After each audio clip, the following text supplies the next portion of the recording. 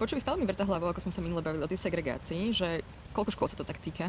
No ja som čítal v reporte Amnesty, že zhruba okolo 500 škôl základných, čo tvorí približne 22% všetkých základných na Slovensku, bolo označených ako v riziku segregácie. A aké sú teda tie ďalšie formy? Nesprávne zaraďovanie rómskych detí do špeciálneho vzdelávania. Ale veď tam môže iba deti s diagnostikovaným mentálnym znevýhodnením, nie? No, presne tak by to malo fungovať. Je potrebná odborná diagnostika a aj informovaný súhlas rodičov. A fungovalo to tak? Amnesty International zdokumentovala prípady, keď diagnostika neprebehla správne alebo bola spochybniteľná.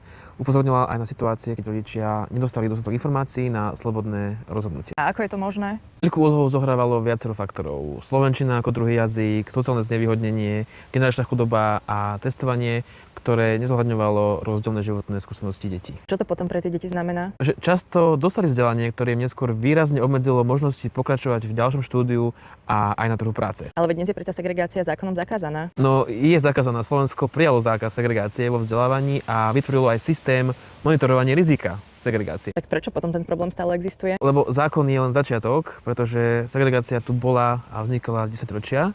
Ovplyvnilo ju bývanie, fungovanie škôl, spôsob hodnotenia detí a aj dlhoročné predsudky voči Rómkam a Rómom. Takže sa to dá nejako zmeniť? Dá sa to zmeniť. To, čo vytvorili 10 ročia rozhodnutí, môžeme postupne meniť tými lepšími rozhodnutiami. Deti nepotrebujú počúvať sem patríš, potrebujú školu, ktorá im povie, toto všetko môžeš dokázať. Vidíš, pri tomto mi napadla ďalšia, menej viditeľná forma segregácie. Počul si niekedy o Pygmalionovom alebo Rosentalovom efekte? Nie, čo to je? Je o psychologický jav, kedy očakávania učiteľiek a učiteľov ovplyvňujú to, aké má žiactvo výsledky.